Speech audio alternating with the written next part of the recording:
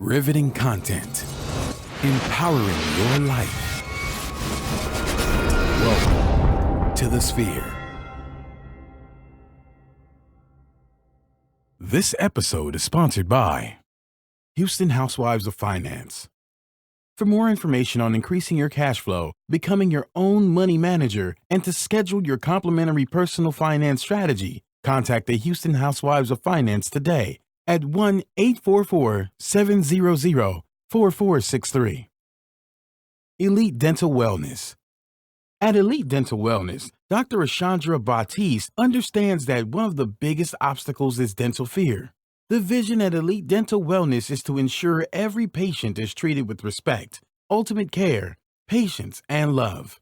Call us today to make an appointment at area code 713-789-8680. Looking to advertise? Join the Sphere's vast demographic reach of thousands of people all over the world. Send an email today to advertise@thesphere.tv or call us at area code 832-772-7789.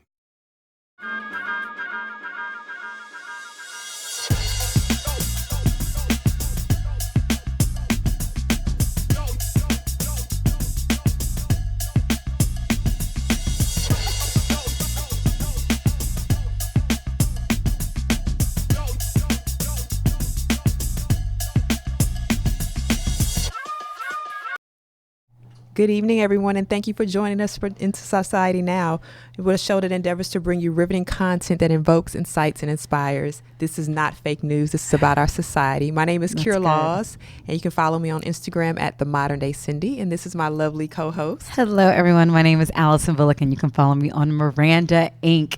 So shout out to all of our Facebook Live viewers. We want to make sure that you participate. Make sure that you comment, share, add us, and definitely we want to make sure that you get to the point that you subscribe, review, share, and donate. But we'll talk a little bit about that before we bid you adieu. So a lot's been going on over the last week.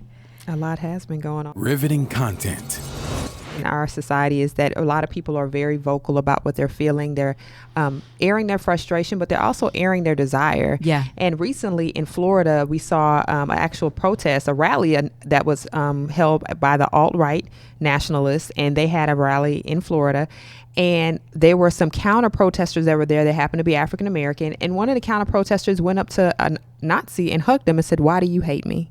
Yeah, and that picture went viral. Yeah, and it was really such a good, because the guy didn't respond with any negativity. He didn't respond with violence. He kind of just took the hug. Yeah, and I think that shows like we still are human and there's still hope. Yeah, I think that's the conversation we need to be having. I know that we talked about this last week. We really don't like reporting all the negativity, but we have to report it because if we don't talk about some of the things that the major media outlets are showing, there's not going to be an opportunity to love one another. There's not going to be opportunity because it takes a lot of boldness to do what he's doing. It takes a lot of courage to go and say, "Man, why do you hate me, bro?" Because at the end of the day, we could have grew up together. For sure. So how did you get here? How did we get here? Why are we at this place, at this rally? And, I know a lot of people don't really want to say it, but it knocks down the stereotype of the angry black man, because so many people, when they see African-American men, they think that they're violent. They think that they're angry because of sometimes what media portrays them to be. So situations like that, I'm glad that this kind of shed light. I know sometimes stuff that goes on social media that goes viral, a lot of the main news stations won't cover it. So I'm really glad that this is one of those stories that's like, hey, you guys, there is still hope. You know what I mean? There is still hope, because in another situation that could have ended totally different. So, and it seems like it all was cool. So, stories like that I love. I really, really do. Yeah, and it takes, and I'm glad somebody had the courage to even post this picture. For sure. I now, one thing I didn't do that when I originally read the article that someone did was that they did post the man who got the hug. They posted his name. I didn't feel like it was necessary to post his name. Yeah. I don't know what the situation is with the organization that he's affiliated with. I don't know what type of backlash you get from that. I agree. I just felt like, okay, that might have been a little bit irresponsible in journalism. I agree completely. Because we do that when we're looking for people that have done wrong. Now, maybe that's a way that we get people to pour out love on him. I'm not sure. I hope that's going to be the motive, but I definitely want to encourage people, if you happen to have seen this article originally and you saw his name, please don't greet him with anything but a smile and a high five. Like, don't go out of your way to be ugly, because he didn't respond the way that I'm sure the media would have wanted him to. So shout out to that act of love and courage, because that took a lot of courage. Circling back to Jemele, now Jemele Hill is a current ESPN anchor. She's on a show called SC6, and she's a co-host. And a couple of weeks, actually, there's 2 instances that have happened. Like maybe a month or so ago, she made some comments about the current president, number 45. And then a couple of weeks ago, she made some additional comments. They weren't the same. They weren't related to the same subject matter, but she made some more comments. The first time she made the comment, the White House speaker, the communication person, pretty much was like she needed to be fired. Yeah. They made a big rally about it. They was like, we don't tolerate that. That was also in the height of the NFL protests, the SOB comments. It was just a lot of craziness going on. Well, she did it. She made her comments again, and apparently ESPN said that she violated policy. And she said, okay, well, she's saying that she actually deserved her suspension because she did violate policy, but she doesn't believe that she should take back what she said because that's her beliefs. I agree with her wholeheartedly. I think it's interesting, though, that ESPN has this policy now post-Trump making a statement, or post his representative making a statement about her ability to stay on the network. When she made it the first time, they didn't do anything to her. And I just feel like it's a really touchy situation, because where exactly does our freedom of speech lie? Because she should be able to put on her own social media what she feels about whatever. It's not like she said it on the show. Yeah. So I don't know. So one thing that I really like about her is kudos on everything that she said. I think she's a woman of integrity. I don't know her personally, but the fact she says like, hey, look, I deserved it. It is what it is, but I'm not taking it back. Since I love how people are now calling it like number 45. Some people don't even say President Donald Trump. They'll just say number 45.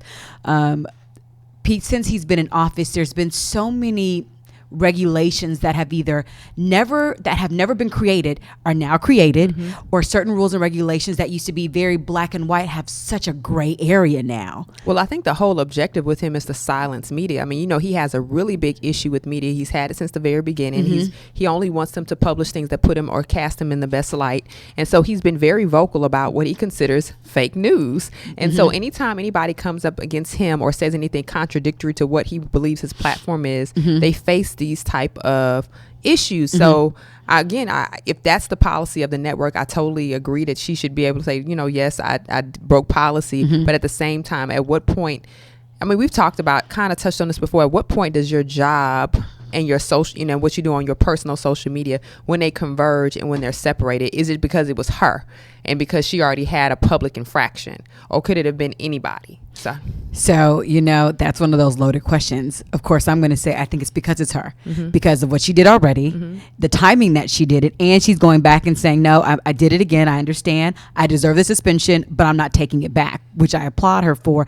And if it would have been somebody else, I'm not sure if they would have gotten that same treatment. No. But because of the administration that we're under, it's interesting. He wants to control so much of social media, but yet that's one of his biggest outlets. I mean, that's one of his platforms that he speaks out of all the presidents that we've ever had. We have never seen a president so vocal on social media, to the point that they're not only just, because sometimes they'll state facts or like a happy birthday or a congratulations, if you will. But now you have a president that's actually getting in arguments or responding to a lot of different people. It's getting to the point now where you're bringing the political arena to social media, which means now certain rules and regulations that affect you and your job, that's all a part of it now. Before it was never even a factor. I think that the rules that he's trying to implement with persons who use social media should also be implemented toward him. I completely agree. I think that he and the administration should definitely use social media more responsibly, because it shouldn't be used as a tactic to pit people against one another and cast people in a negative light. So we just need to be very conscious about what's going on now. This is a funny thing we're circling back on. I believe in the summertime or earlier in the fall, we talked about how there was discussion, especially at the rise of a lot of stuff that was happening, that Super Bowl was trying to poach Jay-Z for the performance. And then there was talk about, well, it might be Justin Timberlake. Well, of course, the controversy around that is about 15 or so years ago, or 13 years ago, actually, when the Super Bowl was here in Houston, that when Janet Jackson and Justin Timberlake performed, of course, there was the Nipplegate incident, and she was pretty much blackballed. People made it look like she was a bad person. And I mean, like she did it on purpose. Right. And we could talk about that on and on, because was it because she was a female that she was supposed to take fully responsibility? And it was interesting, but it's more interesting because now it's been confirmed that he is actually the performer for Super Bowl. And we've talked about, do we really want to see Justin Timberlake perform at Super Bowl for the halftime show? I'm not sure. I like JT. I really do. I think he is really cool. I love the soul music that he provides us. It's not necessary. It's different. But I'm pretty much want to see how this hashtag is going to go, justice for Janet, because there's a justice issue here. The NFL says that they have not banned us, but we're not sure. I think it's really funny, but I'm going to just say it was well played by the NFL. Of course. It was well played. Out of all people, Justin Timberlake was the safest bet to get everybody, because his target audience, can get a little bit of every part of the rainbow. But is he the safest bet at this point? Because now you pick the safest, but also it's almost like he's a match. You know what I mean? Like, he's safe, yes, but now you have lit this other fire that's pitting one person against another. They just so happen to be two different races, two different genders. And now this hashtag. And this hashtag, justice for Janet. Jeez. So we're going to see what happens with this, because unfortunately we don't like to see injustice. And we definitely don't want to see it with, persons that we think they're both equally great performers, right? Very much so. But it's unfortunate that people remember that incident, and people really were pissed off about how she was treated differently, and it seemed like he wasn't. Yeah. So let's see how that unfolds. So you guys, of course, it's that time of time again, that time of time. This portion of the show is sponsored by the one and only Houston Housewives of Finance. Did you know that only 4 states in the United States offer financial education? 33%, or more than 77 million of Americans, don't pay their bills on time. 39% of Americans carry credit card debt from month to month. And 39% of adults say they do not have enough in their savings. Do not become one of these statistics. Let Houston Housewives of Finance advise you on increasing your cash flow and becoming your own money manager by scheduling your complimentary personal financial strategy. Contact Houston Housewives of Finance today at 1-844-700-4463 or email us at info@houstonhousewivesoffinance.com. Ask how you can participate in a complimentary financial literacy workshop near you. Houston Housewives of Finance are the new face of the new age of financial services. Shout out to Houston Housewives of Finance. They are amazing. Get your finances in order. Talk to somebody. Please, please, please, please. These are great, great, great people. Again, you get a free financial literacy workshop that's going to be near you. So all you got to do is just call them or hit them up on their website. And it's important. Like, financial literacy is so important. I know it's like a lot of people talk about what they didn't learn as children, the importance of getting that education about finances. And some of the things we learned wasn't necessarily wrong, but sometimes it's about timing. It's about where you are. It's about what your plan is in life, what your motives are, what your goals are, and are they really attainable based upon where you are. So sometimes we just have to make those modifications. So there's another thing that's going on now. I had a little movement, so hopefully you can keep up with this. Got it. Okay. So Johnson & Johnson will not have to pay $417 million in the baby powder lawsuit. Now, when we originally reported the story, we were talking about one African-American woman and her lawsuit. Her lawsuit was huge. It was between $80 and $100 million or something like that. And she won it because, of course, back in the day, ladies, you remember, or your grandparents, your mom telling you need to powder your body to keep yourself from sweating, to make yourself fresh. Well, she did this every day. Every day, and because of it, it was found that this ovarian cancer that she had was directly linked to the powder. And we first reported it, and Johnson & Johnson said they were not pulling the powder off the shelves, and they have not done so. They have not. Now, apparently, there was another lawsuit with a larger payout of $417 million, and they're now pretty much. The judge in Los Angeles jury is pretty much saying no, they're not going to do it. They're not going to allow them to have to pay $417 million for this lawsuit. What's the responsibility here? So, with Johnson & Johnson, since we reported that first story, there's been so many cases, case after case after case, that Johnson & Johnson have had to face. Interesting enough, you really don't see it in the news. You just don't see it. And so when Miss Eva, I hope I'm saying her name right, Echeverria. Eva, there we go. Thank you. Eva E.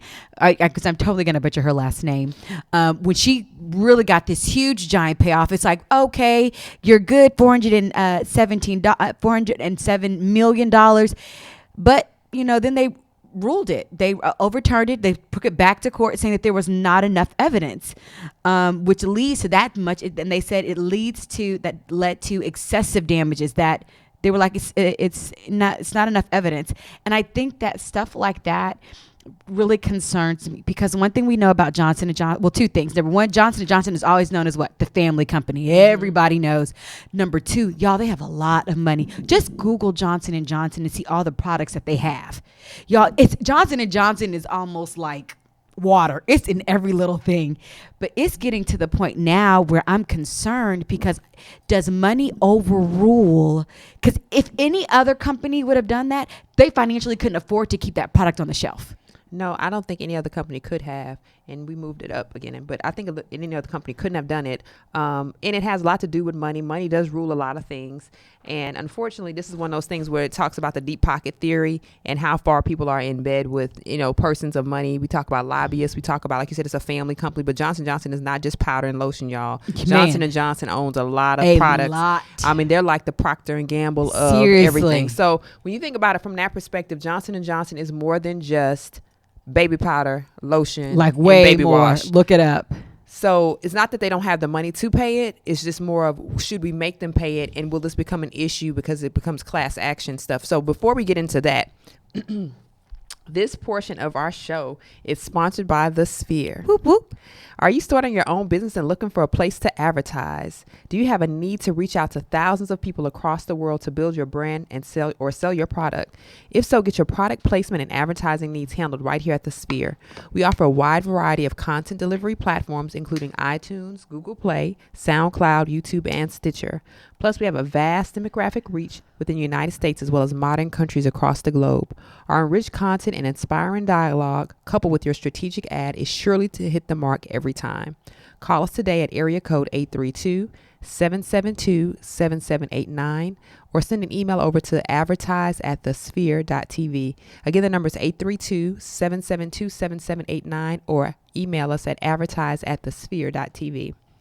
But yeah, so, back to the Johnson & Johnson thing. Yeah. I think it has more to do with money than it has to do with necessarily justice. And we have to be concerned. We have to be concerned about these type of issues happening where persons aren't. What I'm hoping is that although they have pretty much overturned the judgment, that they will actually reorder another judgment. They'll give that person something, because I don't necessarily think that when you're aware of something and you don't have to make people whole, you need to do your part to make them whole. And, before we go ahead and wrap up from our Facebook viewers, you guys do your research, because one of the things says the issue with the baby powder formulated is that it's with talc, T-A-L-C, talc powder, which some studies have linked to ovarian cancer, which is what a lot of women are saying happened, because a lot of women are known to grow up saying put it in certain areas. And it's so funny because I never use talc powder. If y'all know, talc powder is a powder that maybe your grandparents or maybe your mom, I don't know, it's in a container. It has a puff thing, and people used to put it all on their bodies like with a little puff. Yeah, we don't. I'm sorry, I've never done it. It's a really old school thing. So like, if you're, I hate to say it like this, but thank you. If you were one of those people that have kind of do your research, because clearly, no knock against Johnson & Johnson, but clearly this product is not going away. It's kind of like it's the talc powder is like having mold. Perfect example. It's mold to your lungs. Saying? Talc powder to ovarian cancer. You think about it from that perspective. So just I'm not careful. Pointing at our ceiling because we have because we have no mold. This is like an amazing studio. But this is like when you think about what mold is. So you think about it from that perspective. It's not to be taken lightly. So ladies, if y'all are on the talc powder, that's so funny. Like if you're on it, get off of it. Go like get counseling. If you're on it, seriously, go see somebody about it. Go get checked. The deodorant, lotion will all work. Of it. And I would actually say maybe not deodorant, because deodorant has been linked to cancer too. But we'll talk about that on another show. So with that being said, goodbye. Some more natural deodorant, so like old school, right? For all of our Facebook Live Get a joiners, rock. we absolutely love you. This is a new time. We've been on Mondays instead of Wednesdays for a while. So we've got a couple of our normal viewers that are still kind of getting acclimated to our Monday spot. But we want to say thank you so much for tuning in. Don't forget to subscribe to our show on all major platforms, which include iTunes, SoundCloud, Google Play, and Stitcher. Review our show on iTunes. Give us constructive feedback. Share this Facebook Live post, the entire show with your friends and family. And last but not least, you guys, this is great ground to sow into. So don't forget to donate. Our mission to bring enriched and inspiring content each and every week. You can donate at this www.thesphere.tv/donate. This is good ground. We love you so much. And when I say goodbye, but we'll just say see you later. Take care, guys. See you later. Okay, so we're circling back to Harvey Weinstein, and this story is not going away. I say, in privacy, I say that this story is retribution for a lot of the negativity that we saw Dr. Cosby go through in the news. I think he was drugged for years about, the allegations against him. And these allegations weren't even like current. They were like over a span of 30 years or so. But now we're seeing this Weinstein scandal has exposed a lot of people as not necessarily who we thought them to be. Last week we talked about Donna Karen and her statements about what women wear. And there's a lot of people who have tried to backpedal about, their position. So Donna Karen's like, oh my God, I made a mistake. I regret it from the bottom of my heart. Maybe the comments I made was, not right, because she was pretty much saying maybe it's the women's fault for the way they dress. Now, Donna Karen is a designer. The women that come see her aren't, Donna Karen stuff is not inexpensive. It's very expensive. And I'm sure that any woman has been in a sexual assault situation. It wasn't always because of what they had on. Some of these women actually dress in the clothes that she purchases. Very much so. And so for her to make her same style. And so, it's kind of hard, as this article stated, it's kind of hard for her to wear her, sell her scarf wrap dress that's $2,000 when you just possibly pooed on a lot of women who you think have been, could possibly be victims because you're saying that they don't dress appropriately. And I just really want to say bravo, because I think that I don't even think that I don't think she consulted with her publicist before she made that statement. Because as a woman designer for clothing, it's not one or two women. You guys, it's like a woman almost every other, like seriously, like 3 to 4 women a day. But I remember working in situations, and I'm saying regular work, not working at night wearing a short dress, but regular jobs with my regular degrees, y'all. My regular stuff. My regular degrees. Stuff that, and I remember having conversations with people that were totally inappropriate, and it could have been classified as sexual assault. I literally was very uncomfortable in my work environment because these people were saying things, and the environment actually created this appreciation and or welcomingness of, this type of aggressive, communication style between men and women. And I was like, I never bought into it. And so people are like, okay, I'm glad you apologize, but is it sincere? No. Or is it more so you can continue selling your clothes, or so you can get the invitation to Oprah's house? Because this is the thing. When you say stuff like this, this is not just, and I hate to say, not just D-listers. You guys, these are A, B, C, D listers all over Hollywood that this man has affected, whether it be. And so I know right now people are trying to see if it's either allegation or if it's an assault, a sexual allegation or a sexual assault, whatever the case may be. But it's so many women from A-list, I don't want to say down to the bottom, but a variety of different type of women. Go ahead. No. I'm saying, you're saying a variety of people. I mean, we're talking about, okay, continuing with the conversation, Jill Scott and Lupita. Jill Scott, she was like, he didn't necessarily sexually assault me, but he said something that was totally unnecessary, which I've been in situations like this. He didn't come across to me like sexually, but he actually said, who told you to get pregnant? Now, mind you, Harvey Weinstein is a guy who's in charge, like he's a big wig in Hollywood, and Jill Scott is on a rise in her acting career. So when you have somebody saying stuff like that in a very rude manner, it's like, oh my God, did I mess up? It's almost like when you hear those backstories about people making decisions whether or not to keep their kids because of their career, and that's the type of pressure that women are under when you think about not just Hollywood, but in the corporate America in general. People are under the pressure of, is it time because my boss may look at me sideways? Lupita said her experience was a little bit different because she was, in her, I guess her final years at in her program in school, her Yale School of Drama, and he invited her to his place for a private screening, and he also wanted to give her a massage. Now y'all know that's leading. That's really leading. Like, sir, why are you touching me? You have a whole wife. And so when you think about stuff like that, as a young actress, what decision do you make? You know, what decision you make? You try to make the right decision, but will he remember you when it's time for you to go, you know, get cast for a role or try to audition for a role? Like, these decisions are breaking people. And so I really want to talk to those people that are saying, well, I don't get it, because if I was in that situation, I would have never even done this or never done that. So number one, if you are in Hollywood is, y'all, it's like a whole nother world. This is not like it's like an alien planet. Like, it is literally a whole nother world. And I think that people realize it really is her word against his word. But this man has been in, I don't want to call him a god, but this is like, well, he's a god to some people. He's a Hollywood mega God. Heavy hitter. Yeah. So saying his name, putting your name attached to him giving you the stamp of approval at one point in time meant something big. Mm-hmm. So then if you start throwing in sexual assault and all that kind of stuff, you guys, you can be blacklisted from you get Hollywood. The scarlet letter.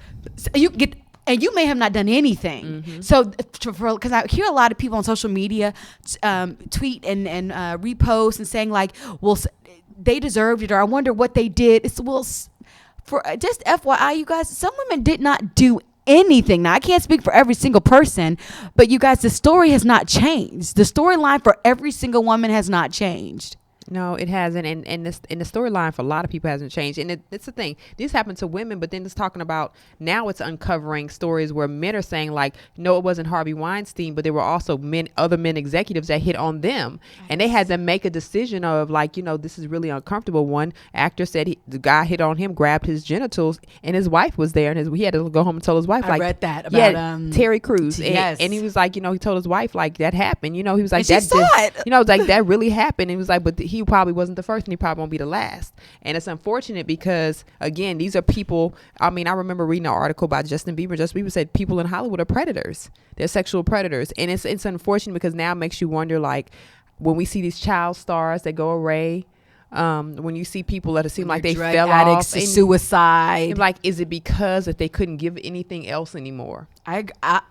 You know, I'm not going to try to speak this sounds really bad, but one thing that you guys have noticed, especially with the news, everything that's done in dark is coming to light, y'all, in a major way. This has been Hollywood's best kept secret. It's all, at first it was just the drug heads that came out and they would try to make these allegations, but nobody listened to them.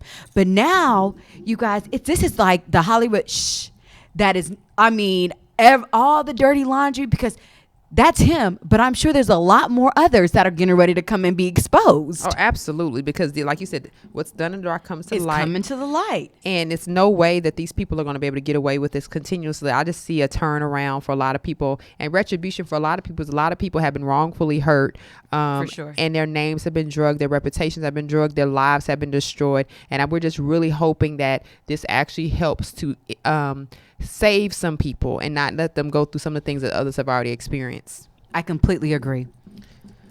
So with my mouth. That is so funny. So this is another thing that's going on. No invitation for the mains. I said the mains. Okay, so last week he's so extra. Gucci Mane and his wife, his current wife, Keisha Kaur, invited everyone to their wedding via BET. Literally. And according to TMZ, his brother and his mom are claiming that they were left off the guest list. They weren't invited to this beautiful wedding that was held in Miami. Now, as a person who's been married, and you can chime in on this, I believe if you were left off the list, it's always for a reason. Man. I'm sorry, y'all. Family doesn't always give a pass. I know that makes some people feel very uncomfortable because it's kind of like, that's my family. Y'all, if you leave somebody off the list, now, barring somebody made a horrible mistake, because I'm almost certain that they did not create these lists themselves. They probably forwarded it to somebody. Somebody sent the invitations out. It's very much possible that someone could actually, when they sent them out, that their names got left off because, you know, things happen. Weird enough, things happen. But barring something like this happening, if you weren't invited, it was for a reason, regardless of what you say, who you are. Like, I don't know any other way to say that. I mean, I just, you know, I'm a little different. I don't invite people to my functions just because they're family, because I'm like, I don't talk to you. I don't know what their relationship was, but if I don't communicate and we don't have the best relationship, or I think that you might ruin my day, You're not going to be there. And I think that you just kind of made it really clear, you guys, stuff like this, this is people's lives. Like, this is not show. I mean, granted, it was very public, but I'm like, if you did not get your mother and your brother, if you did not get added to that list, I'm almost certain that there's a reason behind it. You weren't supposed to be there. And this is the thing. The good thing is you didn't miss it. Oh, no, because it was on TV. Because it was on TV. Everybody was there. And they played it more than once. Row. And you could have worn white because the couple requested that everybody wears white. Either Gucci Man was like hashtag. And so I'm making light of it, but I think that it goes to just, you guys, these are still people. Let's be clear, there may be celebrities, but they are still people. And I'm sure more money, more problems. And I'm sure that they've had a lot of people that wanted to come. I think even at the beginning of the show, because I watched it, it was one of her really good friends. And she said, hey, you're not going to be a bridesmaid. You picked her over me. And I'm like, come on now. And she said, like, no. She's like, you can come, you can kick it, but you're not going to be one of my bridesmaids. But that's that sense of entitlement. I think people believe that, okay, well, I am blank to you, or I've known you, or whatever, so I should be blank. And I'm like, well, you have to respect, especially for that.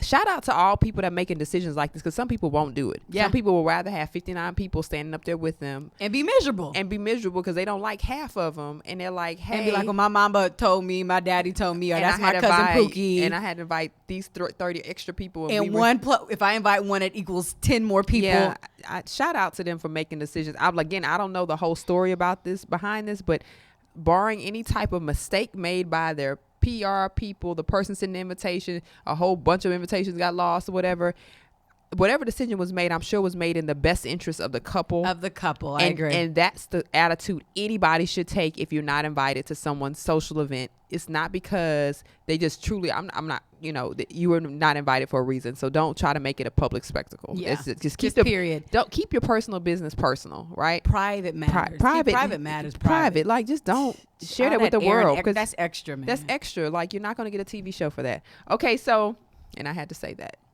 Hashtag this is not a come up. Yeah, I'm sorry. I don't think that's going to happen. No. Okay, so in Alabama, this guy was actually sentenced to death by execution. He actually killed a cop. He killed a cop on the night of the execution. He pretty much spoke to his family, said what he had to say to them. He cursed at the people, and he raised his middle finger during execution. The problem, what I say is, mental health really matters. Clearly this man was crazy, or he had some type of mental disorder, disability. It wasn't a white cop, black man thing. This was a black cop that he killed. So it's not a race thing, y'all. It wasn't that he wasn't unfairly this treated. Wasn't just a Black Lives Matter It's thing. not a Black Lives Matter thing. This was, he killed a cop, and he actually, I think when you think about what execution is, and you pretty much, right before you die, your last thing is to raise your middle finger and F you, there's something seriously wrong with that person. And I don't necessarily know. I know mental health is dear to your heart, but I'm like, how do we rehabilitate persons who are in a correction facility that are already, number one, sentenced to death, but number two, how do we rehabilitate people that maybe not be sentenced to death, but could clearly have some issues that are deep rooted?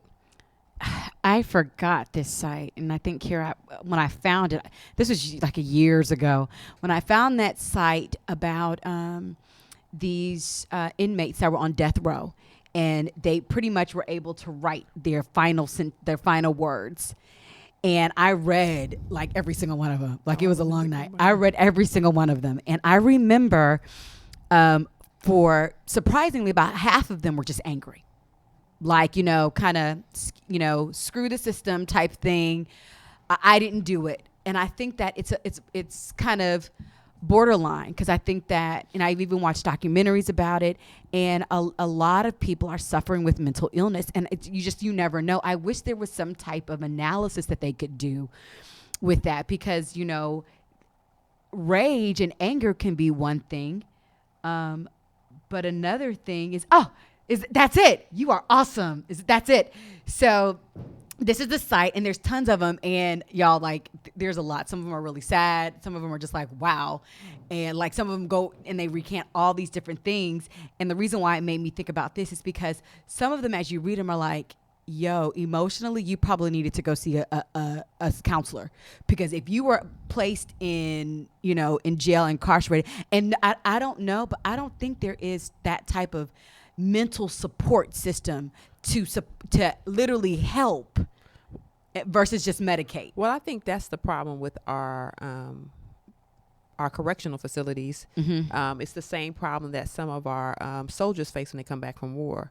What do you do when you have a person who's been through a traumatic experience? How do you handle that? Now, soldiers are conditioned to see some very severe situations. They are soldiers, and they are fighting. They see death, they see mayhem, they violence all around them. They come back, and you're telling them to resume a certain part of life. When I first went to law school, one of the things I remember learning was, the purpose of the system was to rehabilitate, to discipline, to deter. You're trying to prevent this particular act from happening again in a community, or worldwide or whatever. But also, you're supposed to rehabilitate. But if you don't have things in place to rehabilitate people, which might be counseling, which might include maybe showing them while they're there. I mean, some prisons do have education and things like that, but there's a deeper thing that's happening, because you can't go back and fix the exposure. You know what I mean? What have they been exposed to? Those images that are images in their head, like and when embedded in their head. And what happens to when they get back home? Do you let them go back to the very streets that pretty much made them the way they are, or do you actually, like witness protection program, do you uproot them, put them in another place so they can have a real fresh start?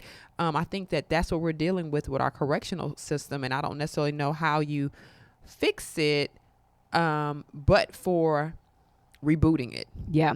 Like, we need to focus on the rehabilitation part. Is it actually possible? If not, we need to rewrite that. Rewrite it and be okay with it, because you guys, just FYI, for those of you who don't know, a lot of these prisons are privately owned. So it's a money business. So when you start thinking about that, you need to do your research again to see what's in place to help. Because, as you said, you were taught that it was supposed to reform or rehabilitate.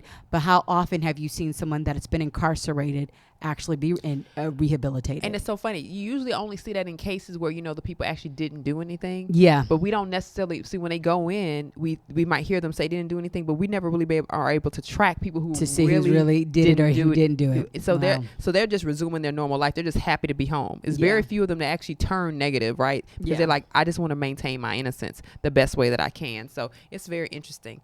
Now we have, on the other side of everything, from Alabama all the way to Cincinnati. In Cincinnati, we had the situation where a man terrorized his ex-girlfriend and then murdered the black man that she was dating. It's a really interesting situation when you're talking about killing someone, because to me, like, this is a hate crime. You terrorize someone and then you murder their boyfriend. It's kind of like, what were you thinking at the time? Now, the layered issue that I have with this is that we're dealing with psychological issues. We're talking about rage. We're talking about anger. We're talking about murder. We're talking about mayhem. We're talking about, what does the system do to fix persons in this situation? Like, I don't think it's enough to just sentence them to jail because, for the killing and the murder. It's something like, we have to make these stories go viral. We have to make these stories become the conversation. That's not really happening. A lot of times we see these gaps in the communication. This is a story that I actually pulled off of more of a local news blog that I follow, but it didn't make national news. But these are the type of hate crimes that we're seeing. Some people might consider them to be low level, but this is still a hate crime nonetheless, because you only killed him because he was black. You didn't kill him. I mean, you was mad because your ex-girlfriend didn't want to get back with you, obviously, but you killed this man because he was a black man she was dating, and this is the reason why she didn't want to get back with you. So it's a lot with that. This portion of the show is sponsored by Elite Dental Wellness. At Elite Dental Wellness, our vision is to create a welcoming practice that will offer exceptional dental care and a lifetime of dental wellness. We are committed to the finest possible oral care and the overall health and well-being of our patients. Elite Dental Wellness is built upon a foundation of integrity, expertise, and service. Through our commitment to modern dentistry, continuing education, and a friendly atmosphere, We strive to make our patients feel that they are part of our family. Dentistry can be scary, daunting, and uncomfortable. Dr. Baptiste and her team work tirelessly to ensure your comfort. Make your appointment today with Dr. Ashandra Baptiste at Elite Dental Wellness at 713-789-8680. Again, the number is 713-789-8680. Again, you need to follow or go find Dr. Ashandra Baptiste at Elite Dental Wellness. Now, let's talk about Michael Knott. I don't know if you know much about Michael Knott, Allison. Yeah. But Michael Knott was a designer. He was up and coming. He was first discovered on one of these great fashion shows that they were really rolling out. Back in the early 2000s, he was discovered. In recent years, he was sick. Mm-hmm. Now, IBS is what they diagnosed him with. He had an irritable bowel syndrome. Mm-hmm. And because of this intestinal disorder, he lost so much weight. He became very frail. Look at him. Jeez and Louise. he wound up dying. Now, this is interesting because I've heard a lot of people talk about their gas issues. A lot of people talk about their inability to eat certain things. Yeah. Irritable bowel syndrome. I remember when I first saw that movie, Along Came Polly, and one of the issues that he had was IBS because he couldn't eat any Indian food. It's a serious disease. But it's serious, but I think people don't think it's this serious, but this man was hospitalized and eventually died because of it. Let's not take these things lightly. Let's make sure that we are doing what we can to take care of ourselves. Make sure that if you're having any issues with your digestion, especially if it's something like this that you feel like it's slowly eroding on the inside, that you get the proper help, that you can know what you can and can't eat. I'm sure he was doing what he could, but at the point that he was when he passed away, it really was a bad situation for him, and it wasn't reversible at that point. So I know somebody personally who has IBS, and one of the things that they were telling me is that their diet has to be so strict. Like certain things they need to stay away from, certain things, and they really have to listen to their body, like to the point where it's like some days that they have to stay home, they have to stay home. If they're very, very tired, they literally have to sleep. And I think that it goes back to another thing that we've talked about, which is healthcare. A lot of people will not go and get checked because they're like, oh, it's not that big of a deal. If I do have insurance, I don't want to pay the copay. Or if I don't have insurance, there's nowhere I can go. Stop self-medicating people. You guys, okay, so I just really want to speak to both. For those that are insured, whether you got to stop eating out, make it, whatever the case may be, your health is number one. So pay the copay. Number two, for those of you that don't have insurance, you guys, there's so many different clinics that are actually going, and depending on what your situation is, it may be free for you. And Google, you guys, there's so many different health and wellness fairs that are happening in local areas, and things that happen that are literally there to help diagnose. Look at different organizations that are hosting events, that are doing free screenings. Please pay attention, because situations like this, you guys, IBS is nothing to play about. And you may have it thinking that, oh, I just have really bad gas when I really have a really bad digestive system when I do dairy, and it could be a lot more severe, but you did not stop. You're like, oh, I just take a Tums and I drink some ginger ale and I'm good to go, when it could be deeper than that. And so I know one thing that, both Kira and I are both very passionate about is to make sure that you just take care of yourself. Don't self-medicate. Go to a doctor, and do your research.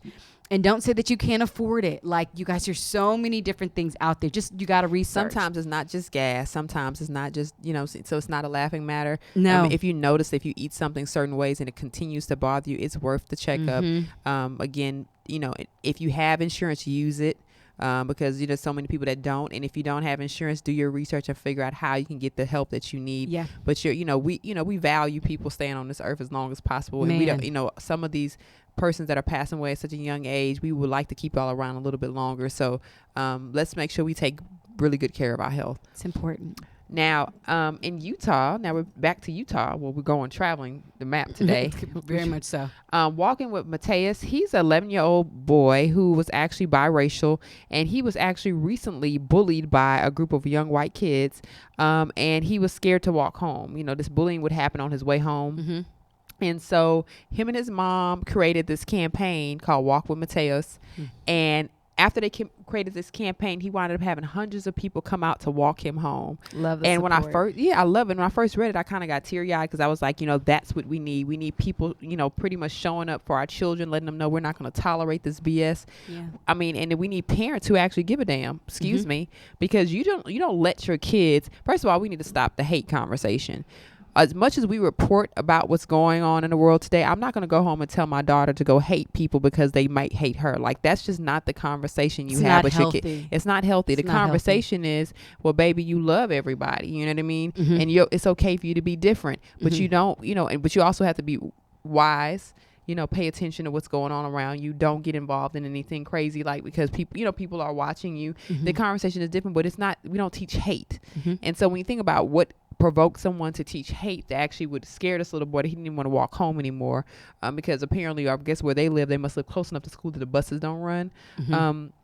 That's scary. That's really scary, because these people going to be able to walk him home every day?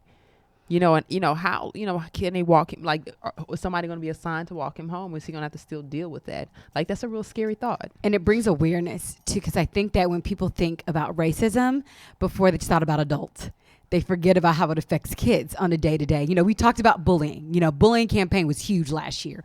Talking about everybody, stop the bullying.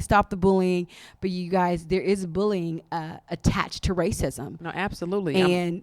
And I agree with you with the conversation. The conversation is, oh, well, if they hit you, hit them back. Now, I'm not saying that you shouldn't teach your children to defend themselves, because, in this day and age, but you can't fuel hate with hate. No. You can't, but the situation is real, because I love social media. You have a lot of people that's just like, kind of, when are we going to stop this racist talk? Well, when racism ends. Well, you can't stop something that's not that's when still are we going to stop like, this? When are we going to stop this black and white talk? When are we going to stop that? When we stop acting like it's no black and white, like it's alive. Because anytime that excuse my French, but in Utah, guys. In Utah, when you got hundreds of people supporting a young man, 11 years old, for racist remarks, you guys know that this is not something that's just going to go away. This is stuff that has to be dealt with. Now, there's also what I saw recently.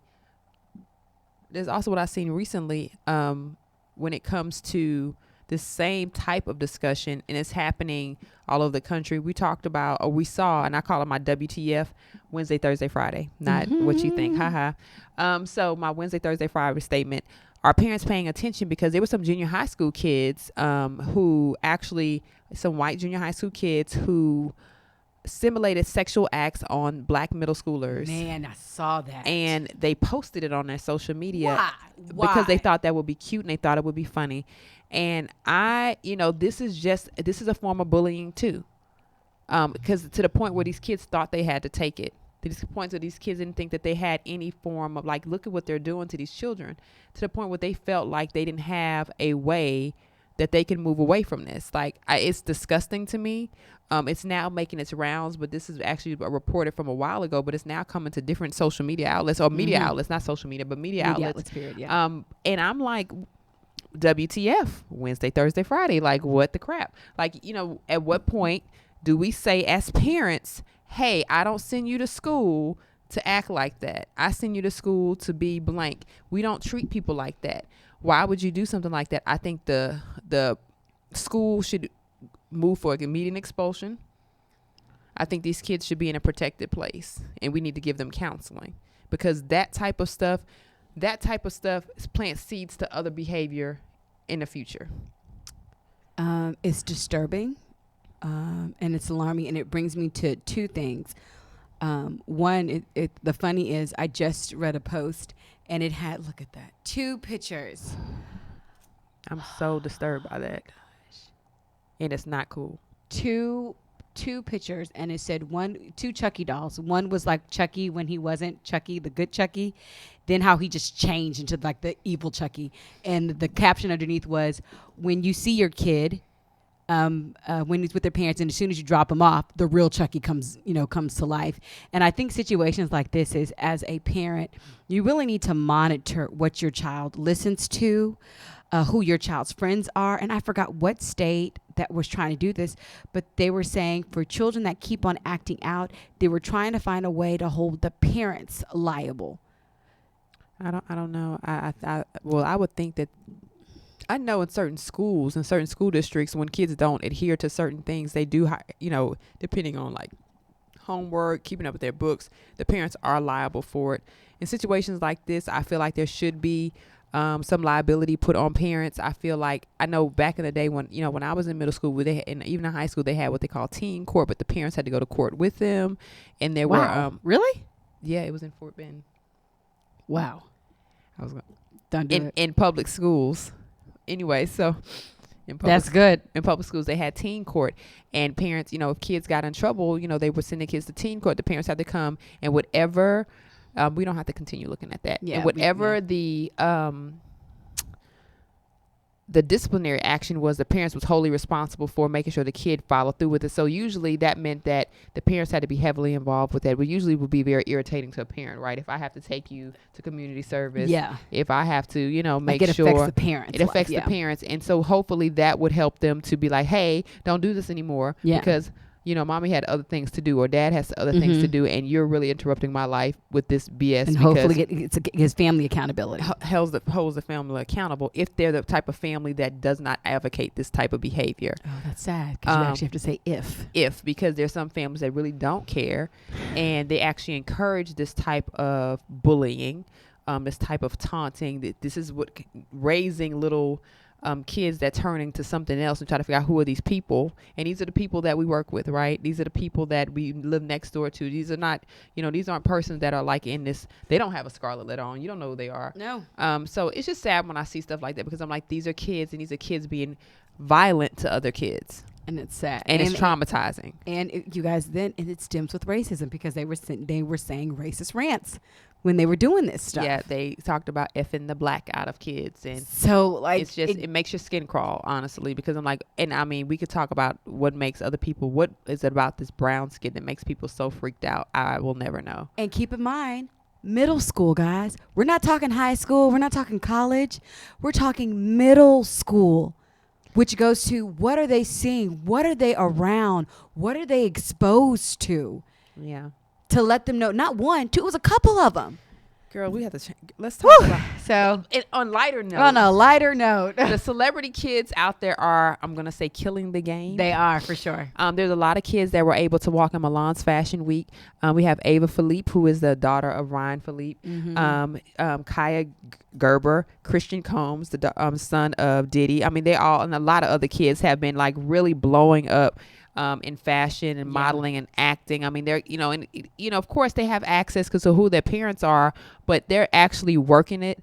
They're actually groomed for it. And, shout out to the parents that are actually trying to steer their kids in a different direction and not fueling this negative behavior that they could easily be a part of some of the foolishness. Because no one's immune to it. No tax bracket. No tax bracket is immune to it. There is a tax bracket I wouldn't mind jumping into, though. Man. So Tito, the owner of Tito's Vodka, I don't know if his real name is Tito, but Tito, the owner of Tito's Vodka, Tito Vodka, he is one of the richest people in America, and he's from right here in Texas. Is he really? He is from right here in Texas. Come on, Tito's Vodka. I know a lot of people, some people choose to drink other vodkas. Man, because I'm like, Tito's. But Tito's been doing his thing, his dizzle. And people drink Tito's vodka with a lot of different drinks, including orange juice. Which is what most people do. With the ultimate screwdriver. There it is. So shout out to a Texan that's making money and killing it in the tax bracket. Whoop, whoop. Whoop, whoop. Okay, on other news, we had another situation that clearly had, brought up some racial tension and vibe. I don't necessarily know what it is about airlines in 2017 that they cannot avoid. I mean, we was doing good for a couple of months, and then all of a sudden, bam, we're back here. So American Airlines said they picked the wrong one. So a pilot actually kicked a black female activist, her name is Tamika Mallory, off a plane because there was an actual incident with her seat. I guess she wanted to adjust her seat, move her seat, but apparently they weren't having it. They kicked her off the plane. So she, had a dispute with the gate agent, and pretty much they were like, well, she's not allowed to get on the plane. Well, she was like, I'm not here for that. I feel like, because they said in the conversation, some racist stuff comes out. Now we have to be really careful because in our anger, you have to be very careful not to say something that could potentially get you in trouble. And a lot of times when people are angry, they try to go for their lowest blow. And it might not even be what you really believe. But when you start calling names, especially at this time, when you're talking about race or gender, it's not a good time, people. It's not a good time. What do you think about that? You know, as soon as you said that, it reminds me of Paula Deen. Paula Deen. And you guys, you know, she was all inclusive. Everybody loved her. And then she made that statement, and you guys, really, she was apologizing. Like, I love black people. I have black friends. I didn't mean it. I have black friends. I have black friends. I didn't mean it. I didn't mean it. And when you get into a heated argument, and number one, as a pilot or as a person, especially when you are on duty, when you're at work, you represent the brand of that company. Period. So when you open your mouth, you are not speaking as Pilot Joe. That his name is not Joe, but we're just going to call him Pilot Joe. You're speaking on behalf of American Airlines. And so when you say that, you know, old school, if you don't have anything nice to say, don't say anything at all. And I think that now, and you know, the article was talking about, well, he was dealing with the wrong person because clearly he didn't know who he was dealing with. Once those racial slurs comes out, then it is escalated to, okay, wait, first this is a personal, first it's, you know, I don't know what's going on with me, but now you're making it against my race. And this is what she does. She's a black female activist. So now you took it to a whole nother level because now you're assassinating her race. So I just think that it's one of those things. We've said it before and we'll say it again. You really have to watch what you say, especially when you are on the clock. You know, especially when you're on the clock, when you open up your mouth and you are where I remember when I used to work for a company and friends of mine would be like, you know, you still got that shirt on, because when people saw me, they didn't see Allison. They saw the company who I worked for. So anything, my actions, what I said, they wouldn't be like, oh, Allison said that. They'd be like, hey, that chick that works at blank, because it was on my shirt. Same thing goes here. So, you know, at this point, I don't know what it takes because the news hasn't been silent about it. I don't know. The news hasn't been silent about it. So with this pilot, like, yo, I hate that he got so mad that he got to the point where he was, you know, yelling racial slurs, because now, yet again, another airline is going to have to kind of do some PR damage and rectify the situation, because now it's like, okay, American Airlines. So now you're going to have all these, I'm black, I'm proud from American Airlines. Just wait to do damage control. We'll see. For one person's mouth. We'll see. Well, let's switch gears really, really quickly. Focusing on politicking.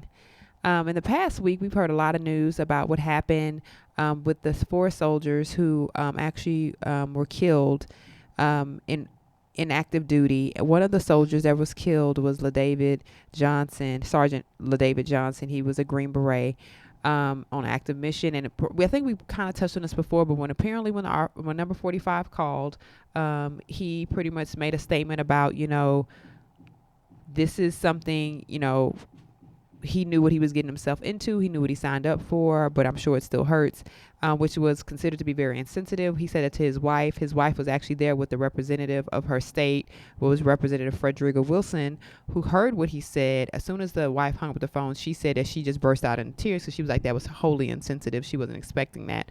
Well, the people aren't having it. There is a cop. His name is Sheriff Clark. And Sheriff Clark actually posted on Twitter on October 20th. He is a pro-Trump supporter. And he pretty much said that the representative that was defending Sergeant LaDavid's wife was a buffoon. He called her buffoon. He said that, you know, she is just an embarrassment. Now, the problem with the sheriff making a statement like that is because people are like, how did we get here? Yeah. Why are you involving yourself in this matter? Clearly, why would they make this story up? Number one. Number two, that was insensitive. We also saw how this whole story unraveled. First, the speaker for president actually put his foot in his mouth because he said John Kelly said that this didn't happen, but tape showed that it actually did happen, which was in the best interest of Representative Frederica Wilson. I think this is denotes pretty much the end. Well, I'm not going to say the end, but this is contributing to this imploding political party that we're seeing. We're seeing the Republicans really implode. We're seeing a lot of division. We're seeing pretty much no unity on any type of subject, including this one, because they're like, it probably shouldn't have happened. Yeah. Some people are like, well, why does it matter? We're seeing a lot of division in the camp of the Republican Party. Not just because of this, but because so many other things that have happened, and there's no unity. I know last week there was a mini debate, and they said that, the Republican Party just was not cohesive. So we're seeing what seems to be, some are calling it the end. Yeah. What are your thoughts on this? I don't know why I'm getting emotional. Maybe in the pineapples. But I think that, I was reading, I don't know if I was reading an article, I was listening to the news, and I think it was one of the news commentators said, so it's bigger now because now the division is starting to get for people who literally risk their lives to defend our country. And if they don't feel like one of their own is being treated with respect, if they feel like they are not, being held to that bar, you're creating division with the very core of the people who are supposed to protect us. So, it literally, it gets to the point where it's just sad. So it's one of those things where, we're just going to take this and say it's a wake-up call. It is a wake-up call. It's a wake-up call. And we're seeing the unity across the board with people noticing it, people taking knees. Representative Sheila Jackson Lee took a knee on the House floor to protest. Yes. President Trump. We also see that a lot of city council members in different states are taking a knee, and these persons aren't necessarily black. They're Indian, Asian. So we're seeing the unity come together in general across the government. Yeah. So we're just glad to see that we consider that to be good in the hood. That's what we need to continue to see. We gotta love it. We gotta see people saying that they just are not gonna stand for it. So before we sign off, congratulations to the Astros. Whoop, whoop. We're going to the World Series. Yes, people. we are, for those, because we are in Houston. Let's be clear, guys. We might be down, but we're not out. Come on now. So it's really a time of celebration for us. So for sure. We want to just shout out the Astros for that. Shout out for the Astros, y'all, because they came through. And I got to tell you, they lost the games that they win, but when they came back home, they literally brought it home. So we're super excited for the Astros, and we're just going to say that we're just going to take it all the way and go to the World Series and win that too. So you guys, this has been a great show. So we've had a lot of highs, a lot of lows, but at the end of the day, there is hope. And, you got to say that, you guys, there is still hope. So hold on to the good fight, you guys. There is light at the end of the tunnel. And your voice is definitely heard. So with that being said, we absolutely love every one of you guys. Thank you so much for tuning in to Society Now. My name is Allison Bullock. You can follow me on Instagram at Miranda Inc. And my name is Kira Laws. You can follow me on Instagram at The Modern Day Cindy. And remember, this is Society Now. We don't do fake news. Hey, love it. Take care, guys.